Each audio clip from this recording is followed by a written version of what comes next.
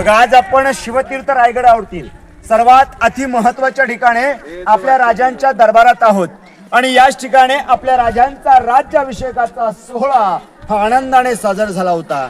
दरवर्षी 6 जूनला राज्याभिषेकाचा सोहळा साजरा होतो, तो होणारच राहणार, कारण या ठिकाणी आपले राजे रयतेचे राजे झाले होते. आपण सर्वांनी आपल्या राजांच्या राज्याभिषेकाचं छायाचित्र पाहिलंच असेल. त्यात पाहिले का, एका इंग्रज वकिलांनी आपल्या डोक्यातली टोपी काढून स्वतः झुकून आपल्या राजांना त्रिवार मानाचा मुजरा केला होता. अहो, त्या इंग्रज वकिलाचं नाव होतं हेनरी ऑक्झेंटन. पायी चालत आले होते, 6 तासाने गडावरती आले आणि त्या इंग्रज वकिलाला प्रश्न पडला की 2 पायाचा माणूस गडाच्या पायथ्यातनं गडाच्या माथ्यावरती येता थकलो, दमलो, दमचाक झाली, राजांनी 4 पायाच्या हत्ती गडावरती आणले असतील कसे? हा प्रश्न त्या इंग्रजाला पडला. आनंदाच्या सोहळ्यात इंग्रजाला कोणी उत्तर दिलंच नाही. इंग्रजीतून निघून गेले. प्रश्न त्याच्याकडे हाय तसंच राहून गेला. प्रश्नाचं उत्तर असं होतं की राजांनी जे गडावरती हत्ती आणले ना, हत्ती आणताना मोठा हत्ती आणणं शक्यच नव्हतं. लहान पिल्लं ही गडाच्या पायथ्यातनं पालखीत बसून गडावरती आणलीत. त्या पिल्लांना खाण्यापिण्याच्या सुविधा गडावरती गेल्या. राज्याभिषेकाला त्या हत्तींचा वापर केला होता. ही महाराजांची दूरदृष्टी होती. इंग्रजाने डोक्यातली टोपी काढली, राजांच्या राज्याभिषेकाचं वर्णन लिखाण केलं. एकदा सर्वांनी आपल्या नजरेसमोर महाराजांच्या राज्याभिषेकाचं छायाचित्र उभं करा. बघा, त्या छायाचित्रात बघा, प्रत्येक सरदार या दरबारात प्रत्येक सरदाराने डोक्यात पगडा फेटा घातलाय. इथे ज्या आया बहिणी होत्या त्यांनी डोक्यावरती पदर घेतलाय आणि या वाड्याच्या चौफेर बाजूला मशालीचे उजेड दिसत आहेत. त्या मशालीच्या उजेडात समोर आपल्याला राजांचं जे सुवर्ण सोन्याचं सिंहासन दिसतंय ते 32 मणाचं 1280 किलो वजनाचं सोन्याचं सिंहासन त्या मशालीच्या उजेडात लखलखत आहे.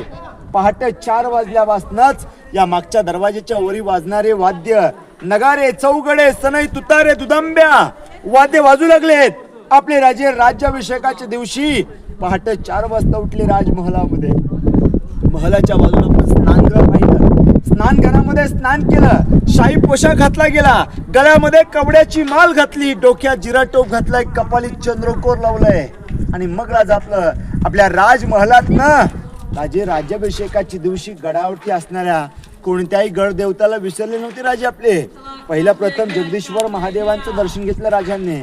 पुढे जाऊन दर्शन घेऊन आल्यानंतर गडाची गडदेवता शिरकाय माता, या शिरकाय मातेला नमस्कार केला आणि आपल्या राजांचा प्रवास समोरच्या गेट समोर झाला. गेटच्या माथ्यावरती वाजणारे वाद्य वाजत होते आणि या गेटच्या समोर ज्या आया बहिणी होत्या त्या आया बहिणीने महाराजांचं औक्षण केलं. हत्तीच्या अंबारीतून आपले राजे उतरून गेटच्या समोर आले. ज्या आया बहिणी होत्या त्या आया बहिणीने महाराजांचं औक्षण केलं, आरती ओवाळणी केली. आपल्या राजांचा प्रवास त्या मार्गाने पुढे होत असताना या दोन्ही बाजूला बसलेली प्रजेतला प्रत्येक सरदार आपल्या डोक्यातील पगडा फेटा काढत आपल्या राजांना त्रिवार मानाचा मुजरा करू लागले होते. आपले राजे हा मुजरा स्वीकारत असताना या मार्गाने पुढे जात असताना राजांचं अंतःकरण भरून आलं होतं. डोळ्यातून अश्रू सुद्धा अनावर झाले होते आपल्या राजांच्या. या राजे या मार्गाने सिंहासनाच्या जवळ गेले. सिंहासनाच्या 4 पायऱ्या चढू लागतात. डोळ्यातून अश्रू सुद्धा अनावर झाले, कारण ज्या वीर मावळ्यांवरती जे हिंदवी स्वराज्य उभं केलं ते वीर मावळे आज या आनंदाच्या सोहळ्यात उपस्थित नाहीत. त्या वीरांची रांगणारी पोरं दिसत आहेत, त्यांच्या त्या विधवा महिला पाहायला भेटतात. हे पाहून राजांना फार दुःख वाटू लागलं होतं.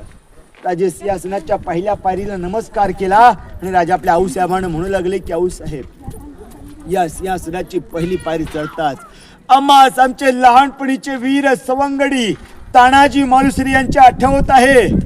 आपल्या मुलाचं लग्नाचं आमंत्रण द्यायला आले होते.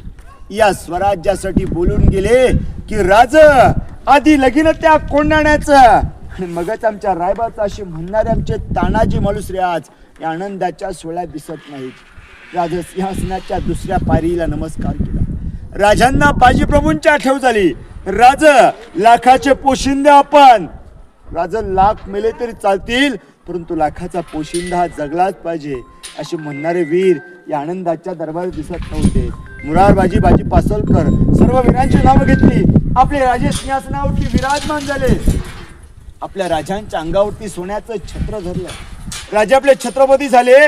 दरबारात गर्जना झाली की महाराज प्रौढ प्रताप पुरंदर क्षत्रिय कुलवतंश सिंहासनाधीश्वर राजाधिराज राजा शिव छत्रपती श्री शिवाजी महाराज की जय जय भवानी जय शिवाजी हर हर महादेव. असा आपल्या राजांचा राज्याभिषेकाचा सोहळा या दरबार येथे 6 जून 1674 या दिवशी साजरा झाला आहे.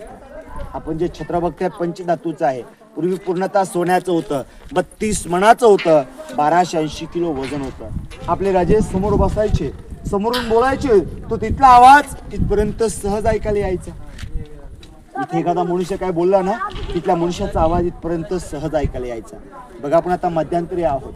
आज इथे जर ताली वाजवली ना तर त्याचं डबल रिप्लाय ऐकायला भेटतो. पहा